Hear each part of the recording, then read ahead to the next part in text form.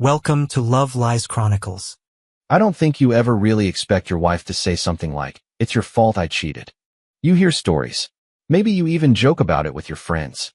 But when it actually happens, when the woman you built a life with looks you dead in the eyes and says that, it's like the ground gives out. Like everything you thought was solid underneath you just evaporates, and all you're left with is the sound of her words replaying in your head on a loop. We've been married for 7 years. Together for almost 9. I won't pretend everything was always perfect. Who can? But I honestly believed we had a solid foundation. A comfortable home, routines that felt familiar in the best way, and even the occasional spontaneous date night to keep things fun. I'm not some neglectful husband. I work a decent job in IT, pull my weight at home, cook dinner a few nights a week, and I always remembered the little things, anniversary notes, her favorite red wine, back rubs when she said her shoulders ached after work. She used to love those little things. Used to smile with her whole face, eyes squinting up, like the world was finally treating her right. I used to live for those smiles. But somewhere along the way, they stopped coming. Slowly at first. A missed laugh here. A shorter kiss there. Then full days when she'd barely look at me, even if we were sitting side by side on the couch. She'd brush it off, stress at work, hormones, not feeling well, whatever. And I bought it. I wanted to buy it. Because the alternative was thinking something was broken between us. That maybe she just wasn't in love with me anymore. Still, I tried. I doubled down on effort, even when the energy wasn't coming back the other way. Cooked more. Cleaned up more. Took us out to her favorite brunch spot on Sundays, even when I'd rather sleep in. One night, I suggested we go dancing, something we hadn't done since our early dating years. She stared at me like I'd grown a second head. Said she was tired. Said I should stop trying to fix things that weren't broken. But they were broken. I just didn't know how badly. It was little things at first. Her phone, which used to sit face up anywhere, was always face down now. Her gym sessions started getting longer. Late nights at work became the norm. I caught her once deleting messages before I could even glance at the screen. When I asked her who she was talking to, she smirked and said, "You really don't trust me anymore, huh?" That one stung. There was this one Friday night a few weeks back that still sticks with me. We were out with friends, not even close ones, just people from her work. She was all over the place, laughing, touching arms, tossing her hair back. But not once did she look my way. Not until someone asked how long we'd been together. "Too long," she said, laughing. They laughed with her. I laughed too, but only with my mouth. Inside, something twisted. When we got home, I asked her what she meant by that. She shrugged it off. Said it was a joke, that I was being sensitive, said I should stop overanalyzing everything, that maybe if I just relaxed for once, things wouldn't feel so tense between us. Tense. Like it was my fault the air had changed. Like I was the reason she barely touched me anymore. That the way she rolled away when I reached for her in bed was somehow a reflection of my failure as a husband. I remember sitting on the edge of our bed that night, staring at her back. She was already curled up, scrolling through something on her phone, half hidden under the comforter. I wanted to ask her if she still loved me, but the words died in my throat. Not because I was afraid of the answer, but because I already knew it. Or at least, I thought I did. And even then, I still didn't see it coming. Not the betrayal. Not the manipulation that would follow. And definitely not the way she would twist the knife and blame me for handing it to her. But that part comes later. Right now, all I had was a knot in my stomach, a wife who kept drifting further, and a voice in the back of my head whispering, "Something isn't right." And for once, I didn't want to ignore it anymore. I didn't go digging for proof. Not at first. I wasn't the paranoid type, never had been. I always believed that if you had to go looking for a reason not to trust someone, then the relationship was already screwed anyway. But things got to a point where my gut started dragging me down. I'd wake up in the middle of the night, look over at her sleeping beside me, and wonder if the woman I loved was even still there. Or if she ever was. It wasn't until that Saturday morning that it all cracked wide open. She was in the shower, and I went to grab my phone off the charger. But hers was right beside it, lit up, screen unlocked. I don't know if the universe wanted me to see it, or if she was just that sloppy, but there it was. A thread of text from someone saved as LM. Nothing incriminating in the name, sure. Could have been a coworker, a gym buddy. But when I glanced at the first few lines, my stomach dropped. "I'm still thinking about last night. You really know how to leave a mark, winky face. Can't wait until the next excuse." I didn't read any further. I didn't need to. She came out of the shower 5 minutes later wrapped in a towel, humming like nothing was wrong. I was sitting on the edge of the bed, holding her phone, staring at it like it might just explode in my hand. She froze when she saw me. "What are you doing?" she asked. I didn't answer right away. I didn't even look at her. Just held up the screen like a damn receipt. She stared at it, then let out this soft laugh. Not guilty, not ashamed. Just tired, like I had interrupted something she had hoped would stay buried. "I was going to tell you," she said finally, like that was supposed to mean something. "Tell me what?" I asked. My voice didn't even sound like mine. She sat down next to me, not too close, towel still clutched tight around her. "That I messed up," she whispered. "But you have to understand. I didn't do this to hurt you." I laughed. I didn't mean to. It just came out sharp, cracked, disbelieving. "How exactly does that work?" I asked. "Because I'm pretty hurt. And it sure as hell feels like you knew that would happen." She rolled her eyes. I swear to God, she rolled her eyes. "I mean, if you want to act like this was just about sex, then fine. Be dramatic. But you stopped being there for me a long time ago." And there it was. The deflection, the twist, the justification. "You really want to go down that road?" I asked. "You think this happened because of me?" "You're emotionally cold," she said, a little too fast. Like she'd been practicing. "You stopped trying. You stopped seeing me." "I stopped trying?" I snapped, louder than I meant to. "You mean the date nights? The back rubs? The little notes? The time I booked that weekend cabin and you canceled because you were too tired?" "You don't get it," she said. You don't see how lonely I've been. Lonely enough to K someone else." I asked. Her eyes flashed. "Don't reduce it to that. It wasn't just about that. You said he left a mark on you. That was a joke. You had sex with someone else. That's not a joke. That's a decision." The silence that followed felt like a bomb had gone off between us. She stood up, letting the towel slip lower on her chest, like that might somehow disarm the conversation. "It didn't. I didn't plan it," she muttered. "But you kept going back." She didn't answer that. Instead, she crossed her arms, like she was the one under attack. "I made a mistake," she said. "But if you'd been more present, if you'd paid attention to me, maybe it wouldn't have happened." That hit me harder than anything she'd said so far. Because in that moment, I realized she didn't even regret it. Not really. She regretted being caught. She regretted me knowing. But the act? The choice? No, that wasn't the part that hurt her. It was the consequences. I stood up. I didn't say another word. I didn't scream or throw anything. I just looked at her, really looked, and all I saw was a stranger standing in my bedroom wearing the skin of someone I used to love. "I'm going out," I said. "To where?" she asked. "I don't know. Somewhere I don't feel like I'm the villain in someone else's story." Then I walked out the door. And for the first time in years, I let silence speak for me. I didn't go back home that night. I sat in my car for almost 2 hours, parked in a grocery store lot with the engine off, and my hands clenched on the steering wheel like I was waiting for a sign to tell me what to do. But nothing came. No clarity, no peace.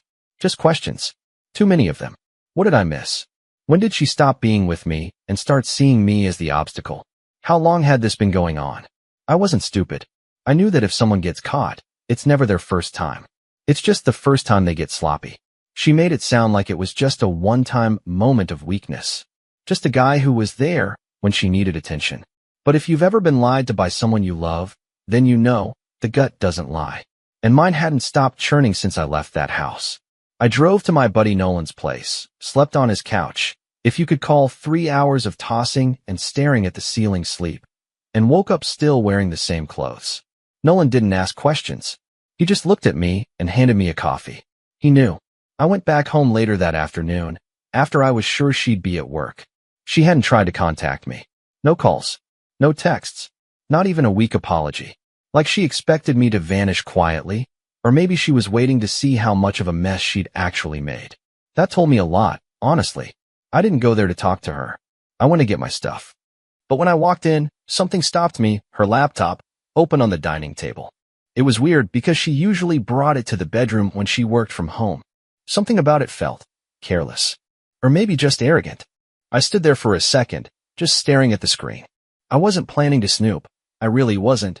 But the longer I looked, the more it felt like the truth was inviting me in. So I sat down. And the first thing I noticed was her email, still open. Still logged in. I should have walked away. But I didn't. The inbox was active. Like, too active. Multiple threads with someone named Logan M. Same initials as the texts. Emails sent during work hours. Some during dinner hours. Some in the middle of the night. Subject lines like, "Tonight? Need that fix. You make me forget he exists." I clicked one thread. Just one. I thought I could handle it. I thought I was numb already. I wasn't. "He actually thinks we're still in a rough patch," she wrote. "If he just stopped being so boring, maybe I wouldn't need to find excitement elsewhere." Logan replied, "Your husband sounds like a tool. You deserve more than vanilla every night." She answered that one with a photo. Her, in the same lingerie set I bought for our anniversary 2 years ago. The one she said didn't fit right anymore. She'd been wearing it. Just not for me. I kept reading, not even sure why. My heart was pounding so hard I could barely breathe, but I couldn't stop. "It's better this way. He doesn't know how to see me anymore. You make me feel alive. I don't feel guilty. I feel free." There were dozens of messages like that. Dozens. Spread across months. It wasn't just sex. It was a whole rewritten version of our relationship, one where she played the oppressed wife and I was the cold, detached burden she had to carry. She'd rewritten me as the villain in some twisted romantic tragedy, and Logan was the charming savior pulling her out of the darkness. I didn't even recognize myself in the story she told him. And then came the worst one, a message to her best friend, Laura. "He suspects nothing. If I play it right, I can drag this out until I'm sure Logan's serious. Then I'll confess and make it about how neglected I felt." My throat tightened. My vision blurred. So this was the plan. Not a moment of weakness. Not an accident. A whole damn strategy. One where I was a footnote. A disposable chapter. And that's when it shifted in me. Something hard clicked into place. The pain didn't go away. It just sharpened. Focused. Like a blade being honed. I wasn't angry anymore. I was done. Done being her cover story. Done being her narrative. Done being the reason she gave herself permission to cheat and play the victim while she laughed about it behind my back. I closed the laptop. I didn't scream. I didn't throw it. I just packed my things, methodically, quietly. Took my documents, my hard drive, and every last thread of emotional investment I had in that house.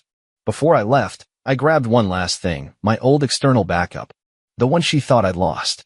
It still had all our synced cloud files, including hers.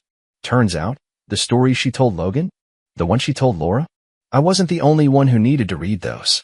And that's when I started planning how to make sure the right people would. I didn't rush. There was a strange kind of power in that. After weeks, maybe months, of feeling like I was fumbling in the dark trying to hold together something already broken, I finally had clarity.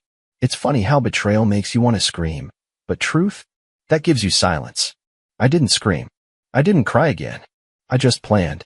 I spent the next few days in a rental apartment I found through a buddy at work. It was small, bare bones, but it had what I needed: space, distance, Wi-Fi, and a door that locked behind me. The first thing I did was back everything up. I went through every synced file, every auto-archived message, every cloud photo she thought had disappeared. Screenshots, voice notes, deleted chats she never really deleted. She was reckless. Or maybe just arrogant. She assumed I was too boring, too weak, too vanilla to ever do something like this. She never expected me to leave. She definitely didn't expect me to fight back. I wasn't planning revenge. Not exactly. But I wasn't about to walk away with a scarlet letter stamped on my forehead while she played the role of the misunderstood wife, sobbing to her friends about how he just wasn't emotionally present anymore. No. She wanted to rewrite our story? Then I was going to publish the uncut version. I started small. Her best friend Laura was the first. The same one who laughed along with her in the emails. The one who liked all our couple photos on Instagram while helping her choreograph the deception.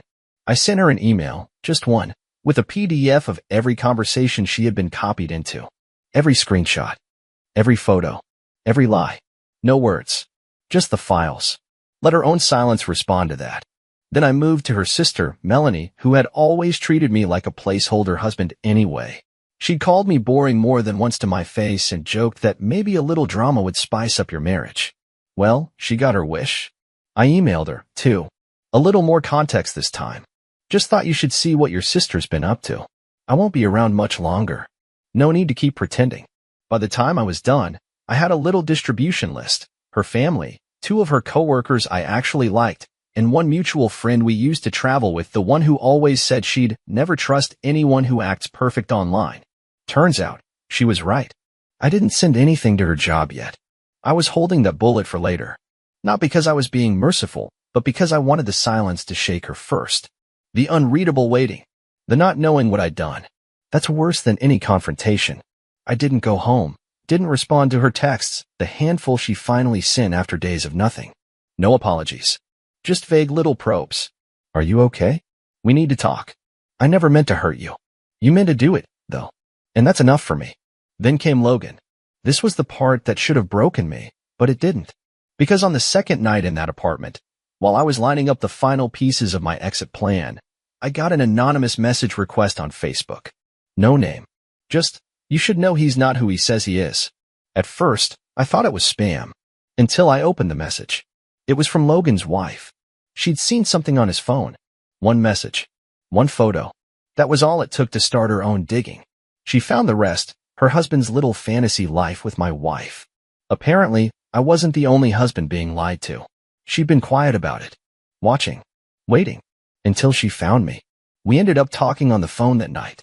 Strangest conversation I've ever had. Raw, wounded, honest in the way only strangers in pain can be. She told me how long it had been going on. 6 months. Maybe more. Started at a work conference. Apparently Logan was a client contact from some vendor my wife liaised with at events. She told me my wife had called him her outlet. She told me he called me harmless. She asked if I was planning to stay. No, I said. Not a chance. Good, she replied. Me either. And just like that, I wasn't alone in this anymore. We agreed not to blindside each other. We'd time our moves so no one could spin the story first. I respected that. I needed that. It reminded me that sometimes, even in the messiest disasters, someone else might be digging their way out too. I spent the next day finalizing my side. Called a lawyer. Had the initial divorce paperwork drafted. Signed a short-term lease. Set up a P.O. box. Forwarded my mail. Cleaned out my half of the joint accounts, the legal amount. And then, finally, I sent her a message. Just 5 words. You won't need me anymore. No explanation. No anger. Just distance. Let her panic. Let her guess. Let her wonder how much I knew, who else knew, and what was coming next. She wanted me to be the excuse for her cheating? Too bad. I wasn't sticking around long enough to play that role. The silence didn't last long.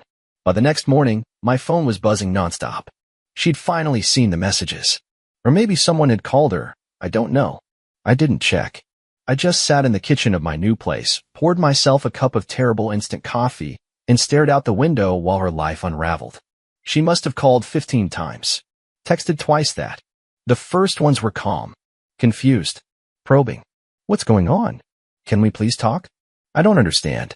Then came the panic. Did you say something to my family? Why is my sister asking about Logan? Please, just stop. Can we fix this? And then, of course, the guilt tripping. I knew you'd do something like this. You always overreact to everything. I made a mistake, but you're trying to ruin my life. That one actually made me laugh. I was ruining her life? No. She had done that herself. I was just turning on the lights. Later that afternoon, I got a call from a number I didn't recognize. I let it ring out. Then it came again. Same number. I figured it was one of her coworkers, or someone she sent to reason with me. But it wasn't. It was her boss. He left a voicemail. Calm. Professional. Hi, this is Darren White from company name. I understand there have been some personal matters involving one of our employees. I'd appreciate the opportunity to speak and understand what's been shared. I didn't respond. I didn't need to, because I hadn't sent him anything. Yet. But clearly, the rumors had already started. And if there's one thing corporate environments hate more than HR scandals, it's client affair scandals. Especially ones where the client's own spouse, Logan's wife, had now filed a formal complaint with receipts. That wasn't me. That was her. Guess betrayal doesn't pay well in the long term. I'd like to say she showed up at my door after that. A dramatic apology, maybe some tears, an emotional reckoning. But she didn't. Not physically. She knew better.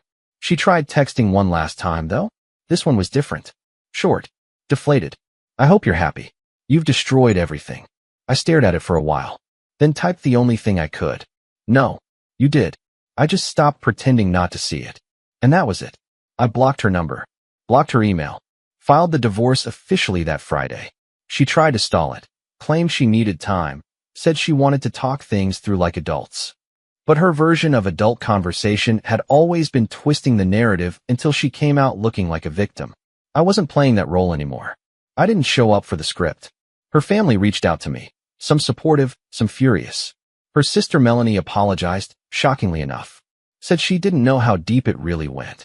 Said she felt sick seeing the messages. Said I deserved better. Yeah, I did. It took about 6 weeks for the dust to settle. In that time, I found a rhythm, started running again in the mornings, actually ate 3 meals a day, slept without wondering where she was or who she was talking to. I didn't chase closure. I didn't need it. Because the truth is, when someone cheats and then blames you for it, they're not trying to make it right. They're trying to make it make sense to themselves. They're trying to rewrite the story so they're still the good guy. And I wasn't going to let her do that. Not to me. Not to the people who knew us. Not to herself. One day, maybe she'll look back and realize what she really lost. Not just the man who loved her, but the man who never once asked for more than honesty. But by then, I'll be long gone. I don't carry the bitterness with me, just the lesson. And the quiet kind of satisfaction that only comes when you walk away from something that tried to destroy you, with your dignity intact, and their narrative burned to the ground. Dear listeners, please share your thoughts in the comments, and do not forget to like, share, and subscribe to the channel.